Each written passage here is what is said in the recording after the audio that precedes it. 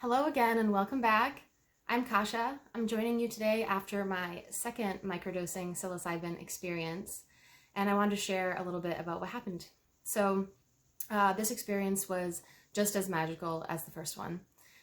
Slightly different, but very magical. There was a bigger emphasis on music this time, and I really surrendered to a lot of the music I was listening to.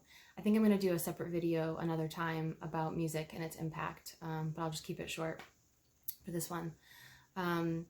Also, fractals became a focal point. So fractals were just much more present, like especially in the art that I was drawing, and when I went for a walk outside and in nature, looking at the leaves and the trees. And I mean, even just like the rocks and the dirt around you or the clouds or anything, it's just seeing the fractals within the world around us. And I'm not talking about like looking at the sky or a tree and everything's like swirling and melting together. I'm not talking about like tripping. I'm talking about going outside and seeing and feeling really the energy flow through myself and through nature and through my surroundings, and feeling the connection that you have with everything, and seeing the beautiful, like the mathematical constants, the constants in nature. And I just thought that was really beautiful. So aside from those experiences, I really wanted to discuss why I'm doing this and why I think psilocybin is important. And for me in my life, well, first I think we should make the distinction between microdosing and tripping. And so I think that a lot of people have the distinction or the impression that psychedelics or mushrooms or plant medicine or ayahuasca or cannabis even, that these medications will make you go crazy and they will make you see things that aren't there. And that's not necessarily true. So these drugs shouldn't be thrown into like this negative category. And anyway, the point is, tripping and microdosing are very different. Tripping is like a fully immersive experience where senses and feelings and thoughts are just like extreme, you know, like you have these like strong waves of emotions or thoughts or visuals or audio things, and it's just like things seem to be like merging and melting and breathing almost. And so with microdosing, it's like significantly smaller than that. It's not this like drastic change where your senses are on like overload and life is all trippy and like wavy and weird. Microdosing is more it's subtle. It's a subtle energy, and noticing the subtle energy flowing through. So anyway, you know, when I first used psychedelics or mushrooms over 10 years ago, it really, really helped me with depression and anxiety, and a little bit of OCD as well. And honestly, it's one of the things that saved my life and helped me get through pharmacy school. And that's really hard for me to like admit on a camera, and it's going to be on YouTube and everybody can see it, but it's the truth. And I'm really tired of kind of holding this stuff back, because I think that there are a lot of other people, and there are a lot of health professionals that either have used these things and are scared of sharing how impactful they were on their lives, or they're scared of recommending it to their family or friends, or even talking about it with patients at the consultation window.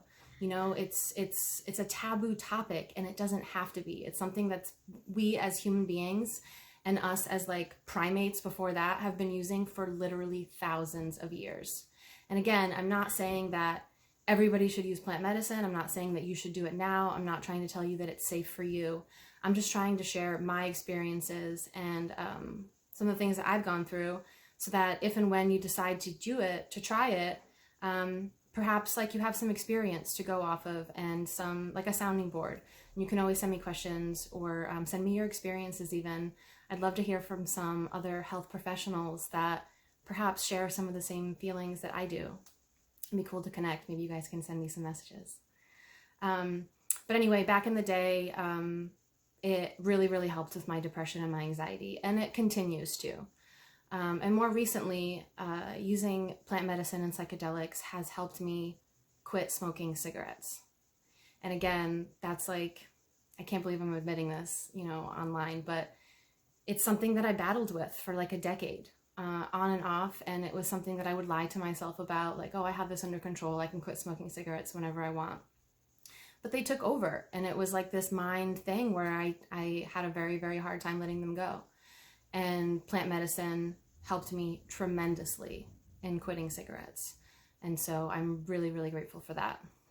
So some of you guys might ask, like, how or why would this stuff even help with even quitting cigarettes or depression or anxiety or PTSD?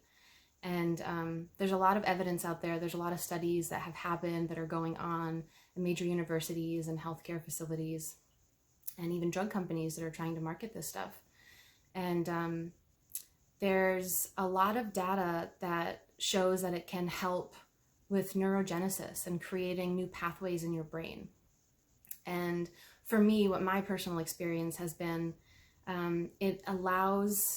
these experiences have allowed me to view myself, like the dark parts of myself, the shadow aspects, maybe even the younger version of me, the child me, the one that doesn't feel heard or loved or accepted, or you know, the parts of yourself that you try to hide and shove and like push away and never really address. Plant medicine helps bring those things up, and it allows you to, instead of ignoring it or suppressing it, it allows you to look at your old self like in the eye and embrace it with love, and show that younger version of you, or that hurt version of you, or that guilty or shame or angry version of you, that it's okay, and that you love that part of you regardless of how that part of you might feel. And instead of like avoiding it and suppressing it and like pretending it doesn't exist, or like that things will just get better, instead like meeting your fears and meeting your shadows and embracing them. And for me, that's how I've helped heal myself from within. And a lot of times this can be done in conjunction with therapy or counseling, or even if you have close friends or family that you can talk to. This is not like, you know, necessarily a cure-all. It's not like you take mushrooms and your problems are solved. It's a tool. It's a tool in your toolbox that we can use as a resource to help ourselves heal. And it's not, you have to do the work. You can't just do the mushrooms and wake up the next day and be like, oh, okay, all my problems are solved. No, you have to like meet those dark parts of yourself with compassion and with love and with like a different point of view, so that you can heal from that perspective. And by doing that, and by journaling or exercising or changing your diet or whatever you feel that you need to do in order to meet your highest self and be that person, it kind of helps you navigate and organize like that brain clutter and like all that noise that's going on. And it kind of helps you like push away and like sort through the mess, like what stuff is just clutter and noise and a mess, and what stuff is like actual like pain and wounds that I need to address.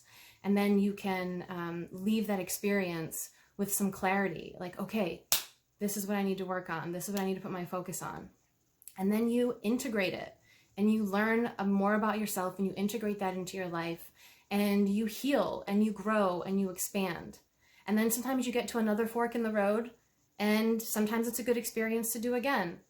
There are a lot of people that just do mushrooms or psilocybin or ayahuasca or cannabis or whatever. Sometimes they do it one time and have such an experience that it changes their life forever, and they don't have to or want to do it again.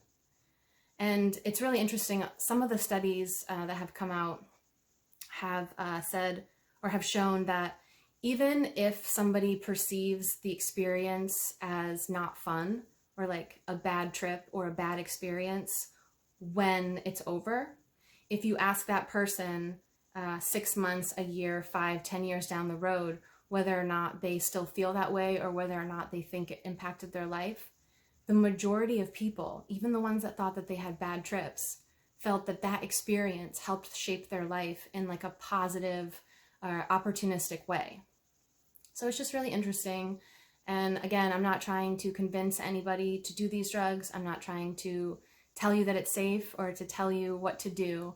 I'm only sharing my experiences because I feel that with my background in chemistry and pharmacy and microbiology and science and math, and like I have so much of this background, and I've been the consumer and the patient as well. And yet I still feel this fear and this stigma to talk about it. And that's just like outlandish, you know? If the healthcare professional that's also finding these plants to have benefits for them still feels scared to talk about it with people, then how are we going to like grow as a society and share this information? So I really just wanted to get it out there and share it with you guys. So if you have any questions or comments or feedback, please leave them below in the comments. Feel free to send me a message on Instagram or through my email. But most of all, I just really appreciate you guys being here. Thanks for listening to the end. I love you so much. Thanks, guys.